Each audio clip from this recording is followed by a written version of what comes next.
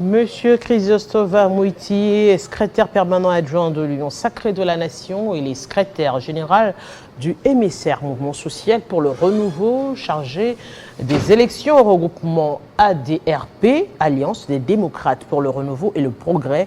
Mais aussi, il a été député provincial dans le Nord-Kivu en 2006, candidat gouverneur du Nord-Kivu en janvier 2007, député national en 2011, directeur général adjoint de la Sokimo de 2008 à 2011 et puis ministre national de l'Agriculture et Développement de 2012 en 2014. Un parcours élogieux qui maîtrise également les questions politiques. Bienvenue à vous, monsieur Moïti.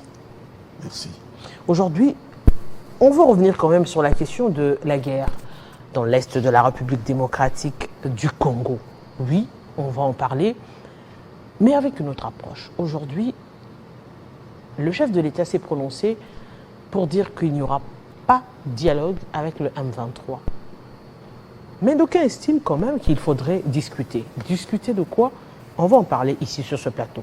Vous êtes d'ailleurs un des membres, vous avez évolué avec les structures, notamment de la société civile, des ONG. Mais comment des structures apolitiques à la politique directement? Oui. En fait, je suis passé de la société civile à la politique. Je dirais ça le savoir.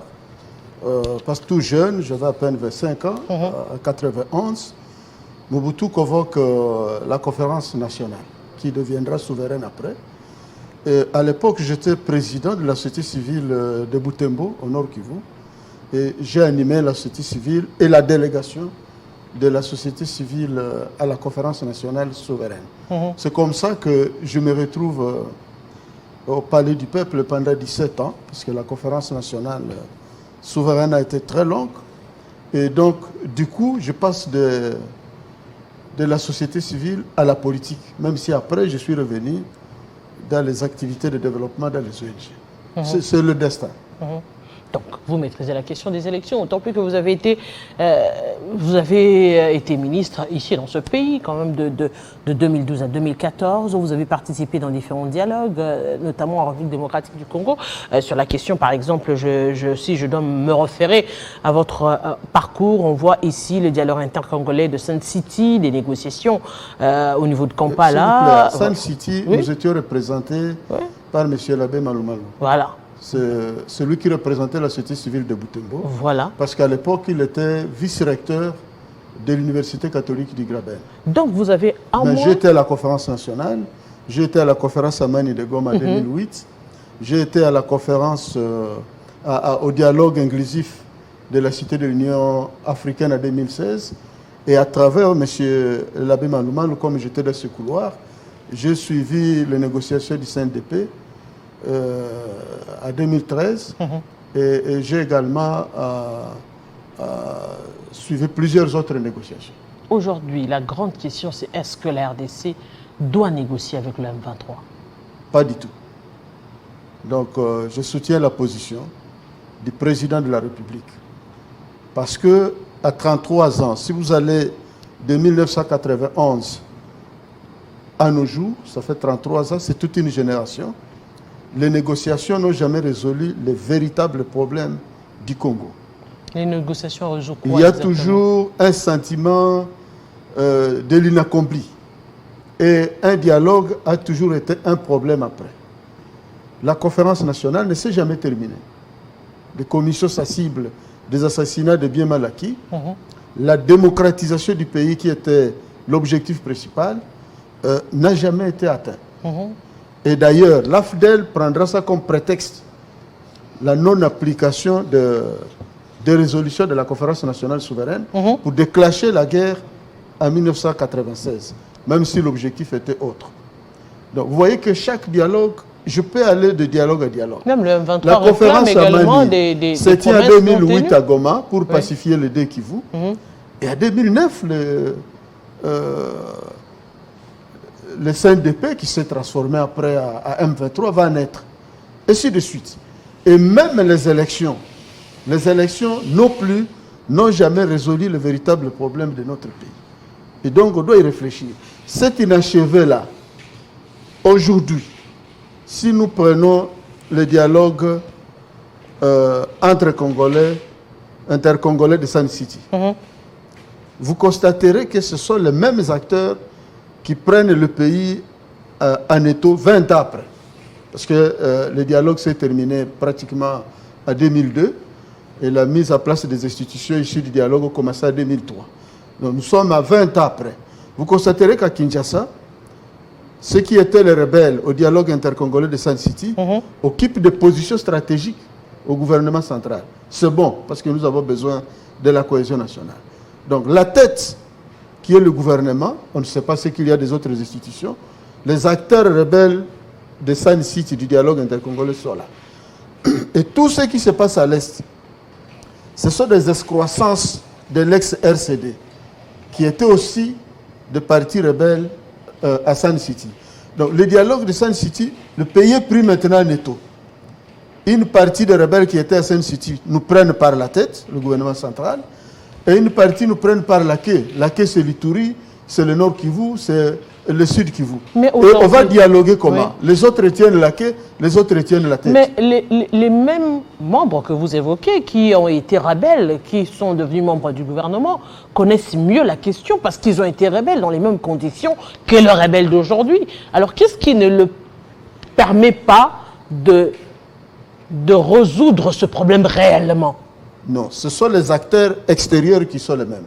Ceux qui ont poussé certains Congolais à se rebeller contre leur pays, contre le musée en 1998, les acteurs extérieurs qui les ont poussés, ils sont les mêmes que ceux qui sont en train de pousser les M23. Et qu'est-ce qui n'a pas été fait à Sun City? Moi, je croyais qu'après Sun City, le pays sera calme. Parce qu'une des questions qui a toujours déstabilisé l'Est du Congo, et particulièrement le Kivu, c'est la question de nationalité. Et cette question a été résolue par le dialogue intercongolais. Pour votre information, la loi sur la nationalité qui a été votée en 2004 est un des fruits de Sun City. Et donc, j'étais convaincu que le Kivu va retrouver complètement la paix. Hélas, nous sommes encore loin de là. Alors, on donne le bras, on ne va pas donner on donne la main, on ne va pas donner tout le bras.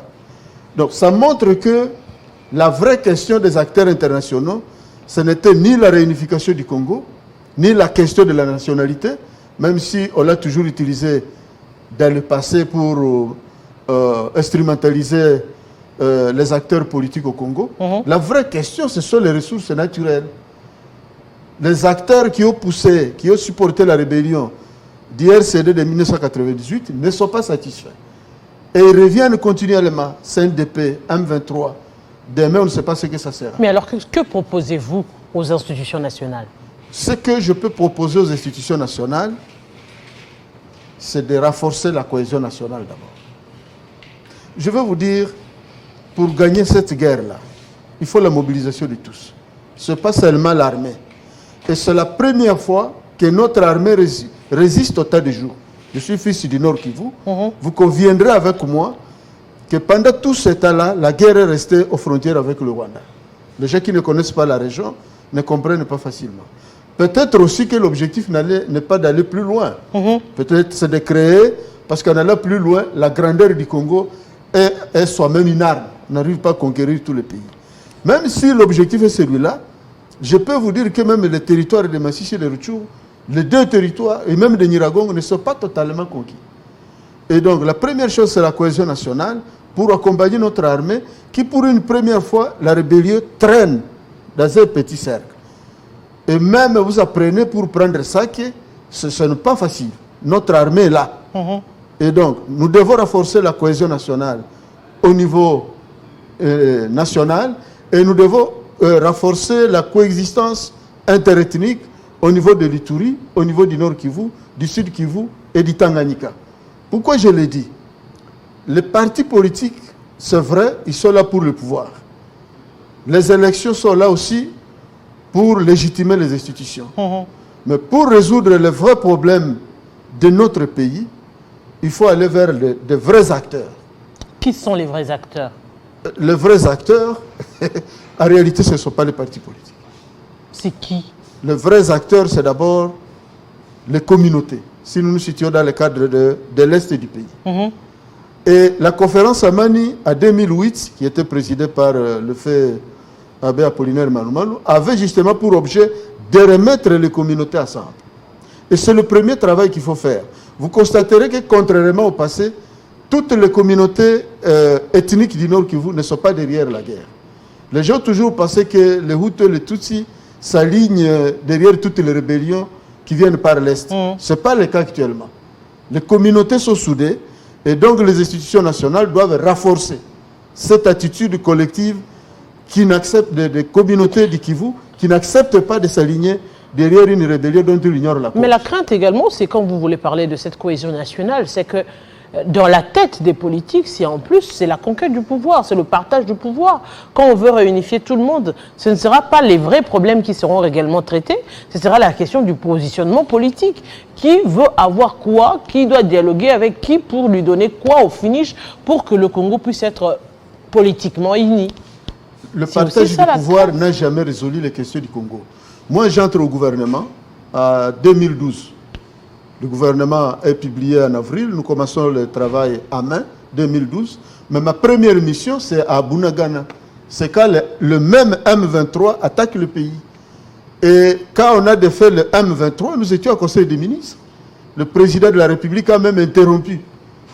Il n'a pas interrompu, il a donné la présidence du Conseil au Premier ministre Matata Ponyo pour aller suivre les opérations. C'était après les élections. C'est-à-dire les élections ne sont pas une solution à soi, à tous nos problèmes, notamment la paix, le renforcement de la démocratie et nos problèmes sociaux qui intéressent le plus la population. Mais maintenant, comment faire ce dialogue pour créer cette cohésion en tenant compte des vrais problèmes?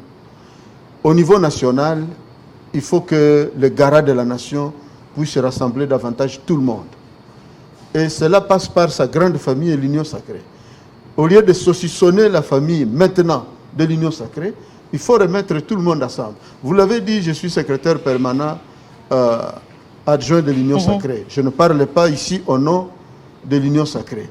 Mais avant les élections, moi je n'ai pas vu les actionnaires de l'union sacrée se réunir pour parler élection.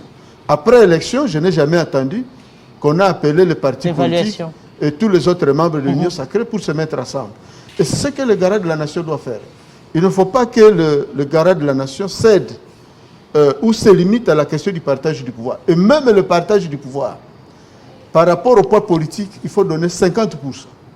Et le président de la République doit partager les 50 autres pourcents du pouvoir autrement pour construire cette cohésion nationale. La deuxième chose, nous avons tué la société civile à l'est du pays. Le gouvernement central a considéré les mouvements sociaux comme des ennemis. Et la conséquence, c'est qu'aujourd'hui, la société civile a été amortie, affaiblie par le pouvoir central. Aujourd'hui, on en a besoin. Il faut reconstruire la société civile. La troisième chose, nous revenons de la campagne. Moi, j'étais dans mon territoire de Lubero. Les Ouazalènes étaient très contents. La moitié de nos meetings étaient dans des zones hors contrôle du gouvernement. Et ce sont des Bazalènes qui nous gardaient là. Ils sont très contents d'apprendre que le président de la République va les encadrer. Mais que ce soit la démobilisation, que ce soit l'encadrement de ces Bazalènes, ça s'est toujours terminé sur des bouts de lèvres. Ils attendent, ils sont prêts, et ils ont fait eux-mêmes la campagne du président Fachi. Dans mon territoire de Lubero, il est voté à 90%, ce qui est un exploit. Mais est-ce que le travail d'encadrement de ces Bazalènes-là a commencé? Un véritable travail. Parce que la démobilisation et la réintégration a toujours été un échec. Que ce soit les CONADER, que ce soit tout ce qu'on a connu. Aujourd'hui, on parle de PDDRC. Le tout, c'est sur un modèle onusien, un modèle occidental qui ne tient pas sur le terrain chez nous. Mais comment adapter ça sur le terrain? Comment? Il faut consulter les acteurs. Il faut consulter les vrais acteurs de terrain. Comment on peut réintégrer ces Bazalènes de devenir des réservistes. Et donc, ça, ce sont je parlais des communautés locales qu'il faut continuer à encadrer pour que le nationalisme là se raffermisse davantage. Et on n'a pas besoin de dialogue. Nous avons un ministère de coopération régionale, nous avons un ministère des Affaires étrangères. S'il y a des problèmes spécifiques par rapport à nos voisins, ces ministères sont là pour régler ces problèmes-là. S'il y a des Congolais égarés qui ont des questions particulières, ces questions-là ne sont pas apportées par des pays qui nous sont limitrophes. Ce sont des questions internes entre nous Congolais, c'est comme dans une famille. Il ne faut pas qu'on nous amène ces gens. Si nos ressources attirent la convoitise de la communauté internationale et de nos voisins, Mobutu avait trouvé une solution, la CEPGL, la communauté économique des pays de Grands Lacs. Mais ce n'était pas question de venir ramasser nos ressources.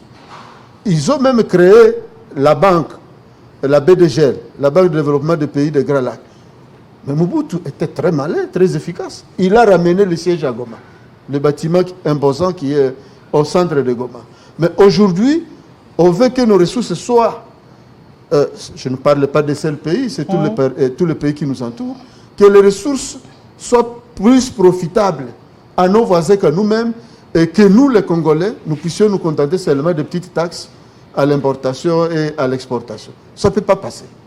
Je vais vous donner, parce que le temps n'est pas le nôtre, nous devons résister. Saké, Goma, ils sont tombés plusieurs fois. De 1998 à 2003, Goma n'appartenait pas au Congo. Est-ce que Goma n'est pas revenu au Congo? À 2012 ou 2013, le M23 prit temporairement Goma. Ils sont repartis. Je vous donne l'exemple de l'Éthiopie. Les Tigrés, c'est une minorité de 6% en Éthiopie, qui ont eu longtemps le pouvoir et qui en ont eu le goût. Ils ont menacé le gouvernement. Américains et autres puissances occidentales ont soutenu cette minorité-là. Mais le premier ministre éthiopien a réorganisé l'armée et le Tigré n'est jamais sorti. Mais cette réorganisation de l'armée aujourd'hui, c'est un réel problème aussi en République démocratique du Congo. Je ne sais pas si c'est un problème, qui est en train de résister. Dans toute œuvre, il y a toujours des choses à améliorer. Mais nous devons plus, si nous faisons aujourd'hui un dialogue avec une faiblesse sur le terrain, sur le plan militaire, nous allons encore signer des accords que nous allons regretter demain. Nous, Congolais, civils, militaires, politiciens, ONG, société civile, nous devons appuyer notre armée. Et elle a fait preuve de résistance. Et ceux qui ont la gestion de l'armée doivent bien la gérer. Que le moyen mis à la disposition de l'armée puisse réellement servir. Moi, je suis convaincu, avec la résistance qu'on observe sur le front, à l'est du pays, que nous avons une armée forte, qu'il faut bien gérer. Et qu'au niveau national, il faut éviter de croire que la politique, c'est seulement le partage du pouvoir. C'est la cohésion nationale. Quand elle est menacée, le chef de l'État ne doit pas être esclave de ces pactes, de ces petites choses qui sont en train de se créer. Quels sont ces éléments qui peuvent menacer la cohésion nationale? Les éléments qui menacent la cohésion nationale, ne l'ignorons pas, c'est aussi le partage du pouvoir. Mais à moindre mesure. Mais également les élections. Vous avez vu les élections de 2006, entre les deux cycles, entre les deux élections, il y a eu des armes dans la ville de Kinshasa. Et même après. L'IDPS, qui était même le parti principal, n'avait pas participé. Quand un parti principal n'arrive pas à participer à une élection, c'est déjà une démocratie faussée. En 2011, nous avons vu les élections sans causer de problème. Le cycle électoral a posé beaucoup de problèmes. Et maintenant, aujourd'hui, je crois qu'il y a pas mal de frustrations. Je dirais même de grandes frustrations. Donc, à côté d'autres questions qui peuvent construire la cohésion nationale, il faut que le volumineux contentieux électoral soit vraiment bien traité par les institutions habilitées à le faire. Aujourd'hui, nous n'avons pas besoin de diviser davantage les Congolais. Aujourd'hui, on n'a pas besoin de gens qui murmurent parce qu'ils croient que leurs droits électoraux ou autres ont été volés. Aujourd'hui, on n'a pas besoin, quand un communicateur de l'Union sacrée va à la télévision, il va critiquer celui de l'opposition. Celui des assemblées, il va sur le plateau de télévision pour... Ce n'est pas le moment. On doit se mettre ensemble. Et on doit savoir, le chef de l'État doit pouvoir nous montrer qu'il y a une famille politique, une grande famille politique qui rassemble tous les Congolais. Et cette famille politique doit se structurer et gérer tout le monde. Monsieur Christophe Vamouiti, je vous dis merci. Merci beaucoup. Allez, mon téléspectateur, on va continuer cette fois-ci, justement, pour évoquer cette question des frustrations. Oui, il y a d'aucuns qui estiment qu'ils sont également frustrés ou cette minorité qui n'est pas prise en compte très souvent lorsque l'on parle du partage du pouvoir. Et oui, c'est les cadres de la dynamique nationale des personnes vivant avec handicap et autres personnes vulnérables.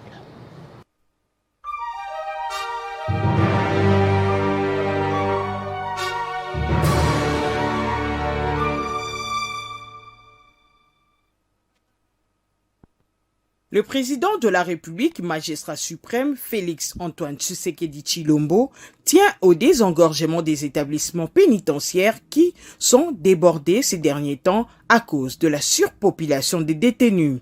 Dans les soucis de garantir des bonnes conditions carcérales aux prisonniers, le magistrat suprême a donné des instructions au procureur général près la Cour de cassation, Firmin Vondé-Mambou, pour libérer, par la mesure des clémences, tous les détenus préventifs qui surpeuplent les maisons carcérales alors qu'ils sont encore à la disposition du parquet civil. C'est dans cette optique que le procureur général près la Cour de cassation, en exécution des instructions du magistrat suprême, a mandaté l'avocat général près la Cour de cassation, Pascal Mukonkole Katambwe, le samedi 10 février 2024 au CPRK, Centre pénitentiaire et de rééducation de Kinshasa, ex-prison centrale de Makala, pour procéder à la libération de ces détenus préventifs dont les cas bénins étaient focalisés au désengorgement. Cérémonie à l'élo et outil na meeting au président de la République Yemoko, chef de l'État, Félix Antoine Tshisekedi Tshilombo, oyo azolanda situation nyonso ya prison na biso oyo ya Makala. Azwaki ba rapport de l'État lui donner pour les désengorgements des établissements pénitentiaires. C'est une opération qui obéit à la Constitution de la République qui veut que la liberté soit la règle et la détention l'exception. Et c'est à la demande formelle du magistrat suprême que cette instruction a été répercutée au procureur général de la ville de Kinshasa et que j'ai envoyé un avocat général superviser l'opération. Et nous pensons pouvoir poursuivre le long de des semaines qui viennent la même opération pour tâcher de réduire au maximum